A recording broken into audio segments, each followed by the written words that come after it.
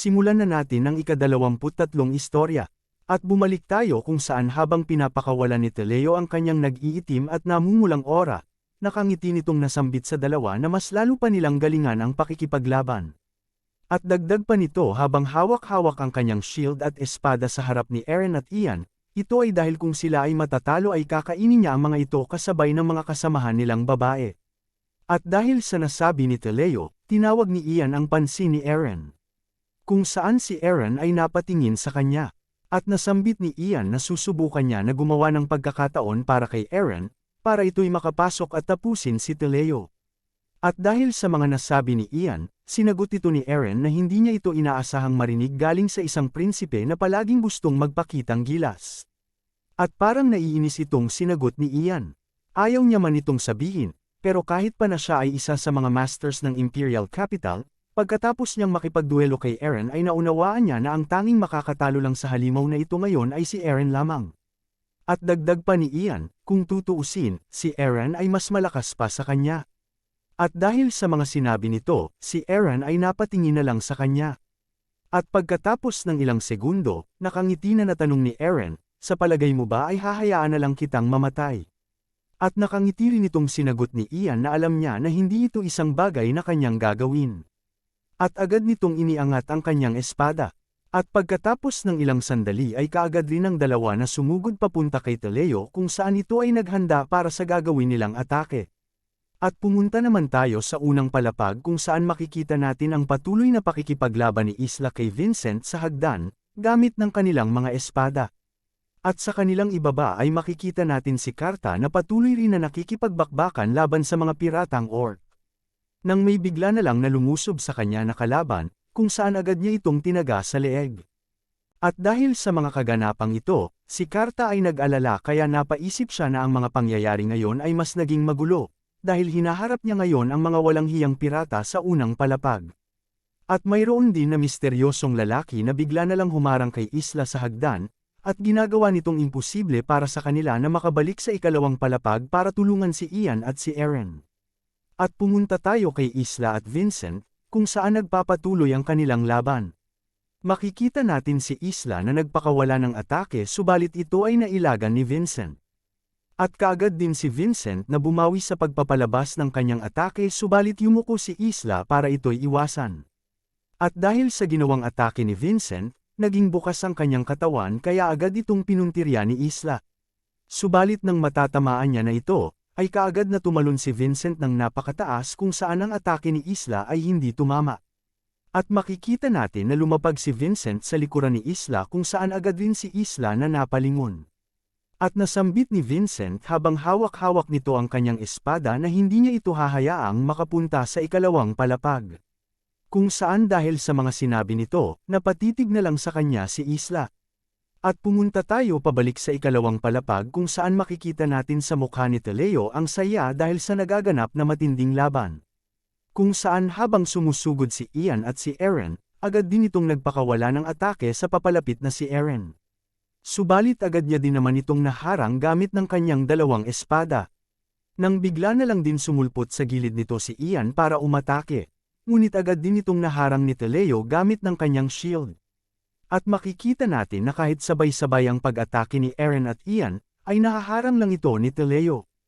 At dahil dito, habang patuloy na hinaharang ni Teleo ang kanilang mga sandata, may pangungot siya nitong natanong kung hanggang dito na lang ba ang magagawa nilang dalawa. Nang bigla na lang may umatake sa kanya, subalit agad din niya itong naiwasan. At makikita natin na patuloy itong inatake ni Ian, subalit nagawa niya pa ring umiwas sa atake nito, na labis ikinabigla ni Ian. At kahit nakaagad din na umatake si Eren, ay nailagan pa rin ito ni Teleo kung saan makikita natin na ito'y parang sumasayaw habang umiilag. At dahil sa kaganapang ito, napakagat na lang si Ian sa kanyang ngipin at napatanong sa kanyang isipan kung paano itong nakakagalaw ng mabilis sa kanyang laki. Nang bigla na lang nanlaki ang mga mata ni Eren at napasigaw kay Ian dahil sa pagkabahala. Ito ay dahil bigla na lang sumulpot si Teleo sa likod ni Ian, kung saan makikita natin habang siya ay nasa likuran nito ay iniangat nito ang kanyang espada. At ito ay kaagad na nagpakawala ng malakas na atake gamit ng kanyang sandata. Subalit dahil sa mabilis na reaksyon ni Ian, agad niya din itong naharang ng kanyang espada. Ngunit ang espada nito ay nahati dahil sa lakas ng atake na ipinalabas ni Teleo. At dahil hindi na si Ian makakalaban ng walang sandata, nasambit ni Teleo na siya ay tapos na. At dahil sa pangyayari, makikita natin na si Ian ay natigilan kaya lumipat ang atensyon ni Teleo kay Eren, kung saan makikita natin na si Eren ay sumusugod papunta sa kanya. At nang lulusob na din si Teleo papunta kay Eren, agad na binitawan ni Ian ang putol nitong espada, at niyakap nito ang braso ni Teleo para ito ay mapigilan, kung saan ito'y labis na ikinabigla ni Teleo. At dahil napansin ito ni Eren, napangiti ito dahil sa mahusay na pag-iisip ni Ian. At habang hawak-hawak ni Ian ang braso ni Teleo, napasigaw siya kay Eren na tapusin niya na ito ngayon. Kung saan makikita din natin habang sumusugod si Eren, iniangat nito ang kanyang espada para kaagad itong atakihin habang ito ay nakagapos.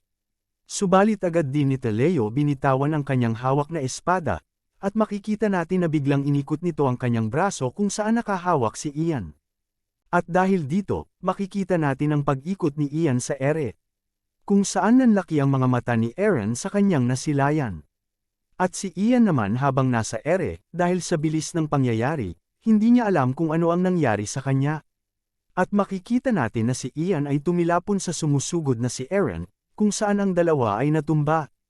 At dahil dito, kaagad na tumayo si Eren. Subalit nanlaki ang mga mata nito, dahil agad din itong nakita si Teleo na nasa kanyang harapan, hawak-hawak ang sandata niyang shield.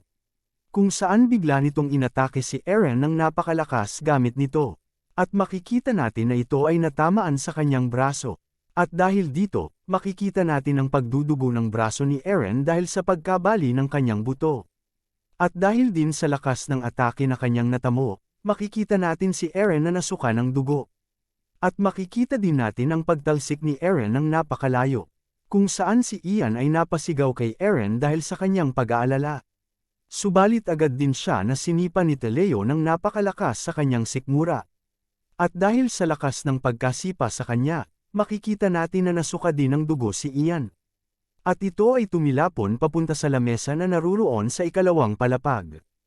At dahil sa nasilayan ng mga babae, si Irene at Ingrid ay napasigaw sa kanilang mga kuya at naiyak sa takot. At dahil natalo ni Teleo si Eren at Ian, nasambit nito na silang mga tao ay mga pagkain lamang para sa kanya. Kung saan ito ay natawa ng napakalakas habang ipinapalabas ang kanyang namumulang aura.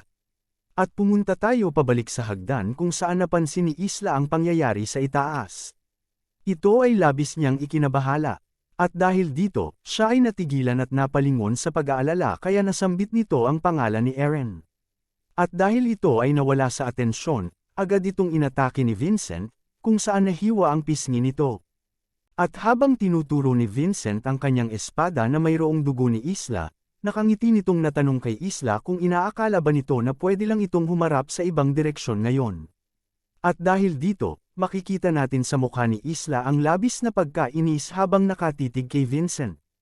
At bumalik ulit tayo sa ikalawang palapag kung saan makikita natin na nakatayo si Teleo at nasa likod niya si Eren na nakahandusay sa sahig. At sa harap naman nito ay si Ian na nakahandusay sa nasirang lamesa. At nasambit nito, ngayon ang pusa at ahas ay tuluyan ng napuksa. Kung saan makikita natin si Ian na patuloy pa rin na dumadaloy ang dugo sa mukha nito habang nakahandusay sa sirang lamesa, at si Eren naman ay nakahiga sa kanyang sariling dugo.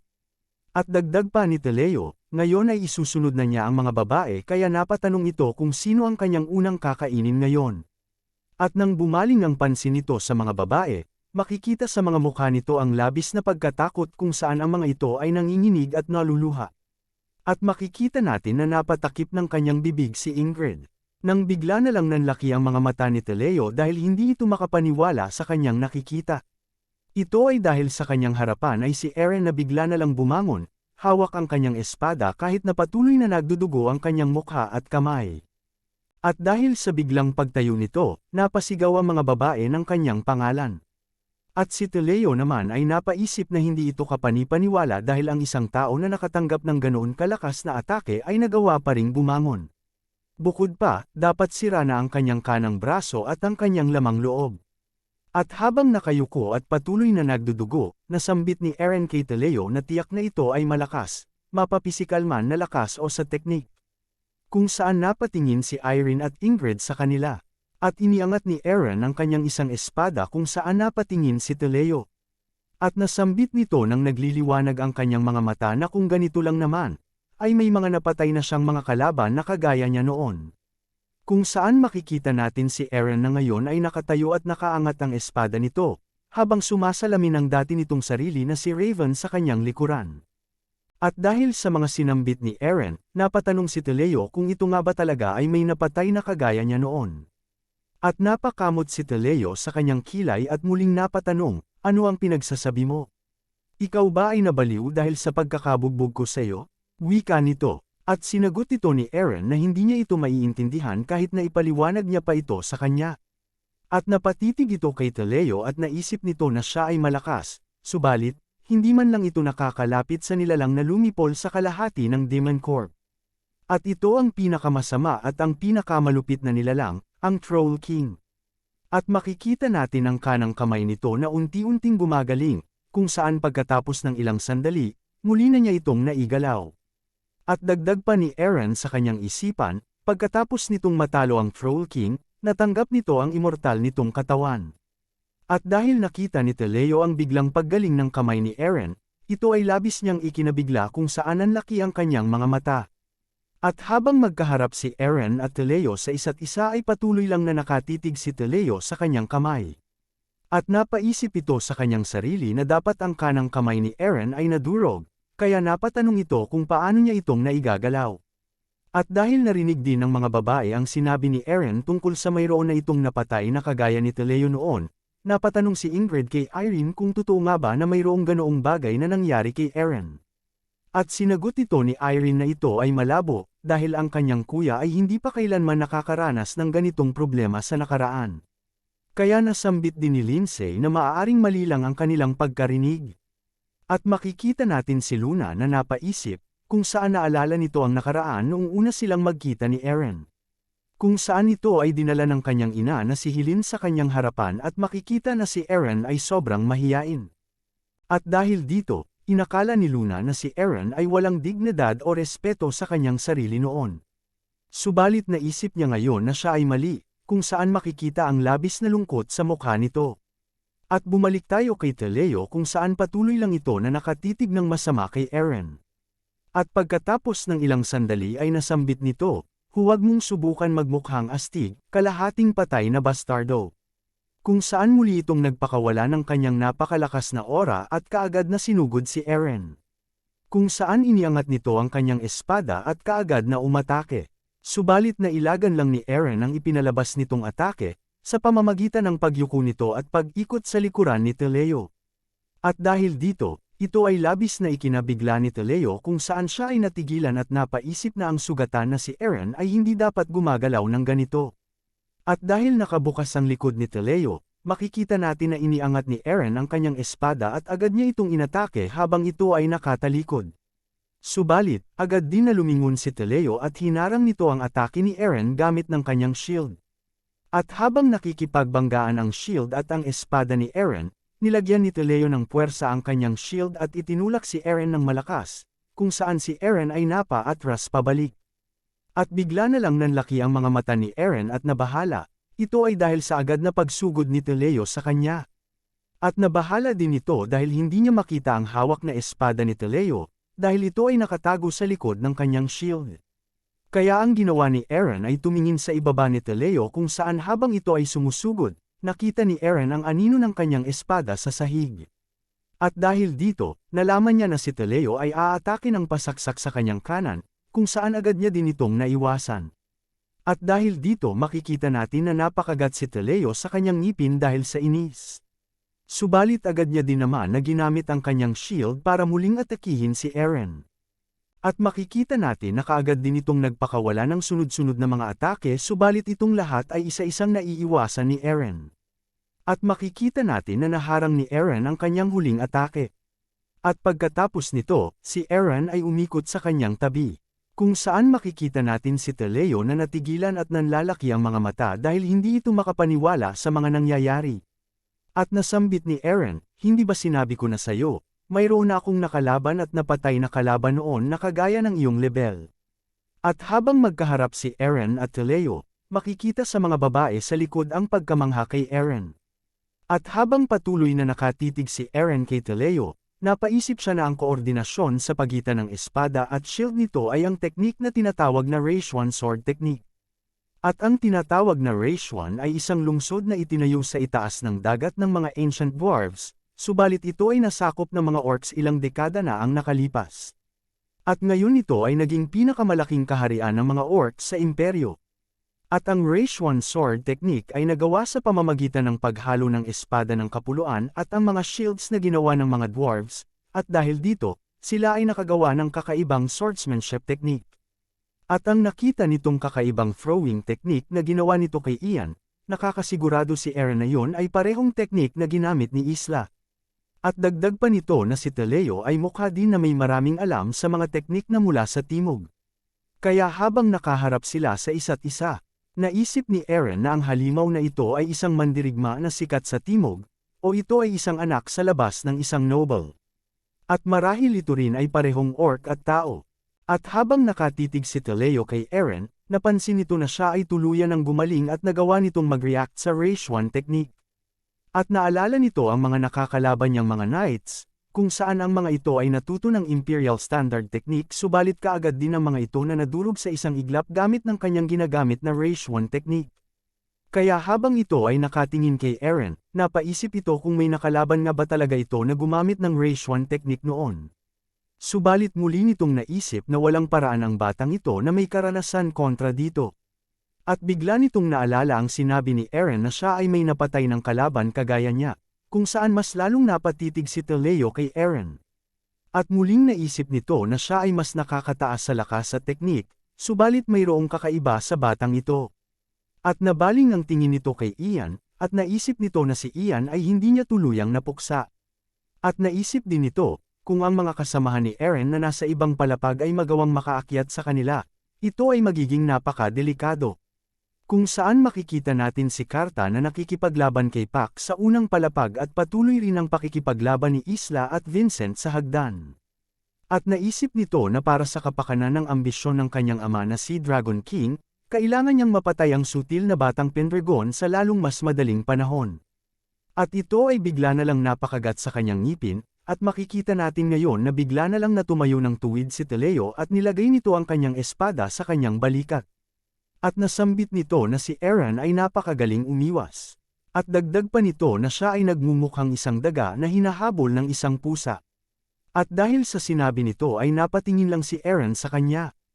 At tumingin ito sa ibang direksyon at nasambit nito na ayaw niya na nakikipaglaban ng walang katapusan. Kaya bigla nitong natanong habang nagpapalabas ng masamang mukha kay Eren, kahit ang mga uod ay mayroong bahid ng pakikipagkaisa, di ba? Kung saan biglang nagulat si Eren at labis ang pagkabahala nito.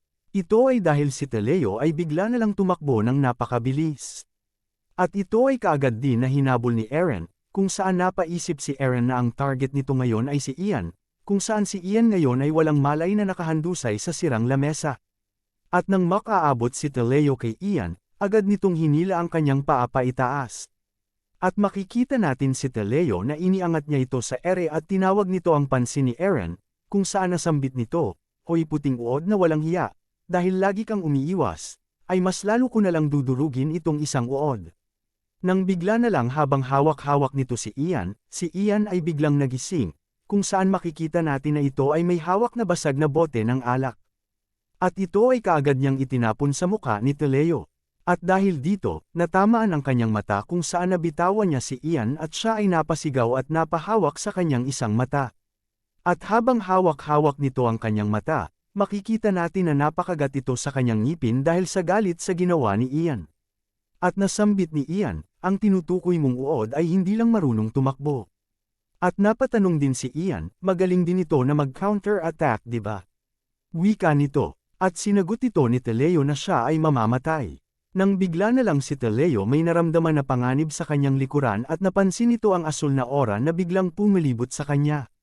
At makikita natin si Eren na bigla na lang sumulpot sa kanyang likuran. Kung saan makikita natin na buong lakas nitong itinaas ang kanyang espada. At buong lakas niya ding inatake si Leo.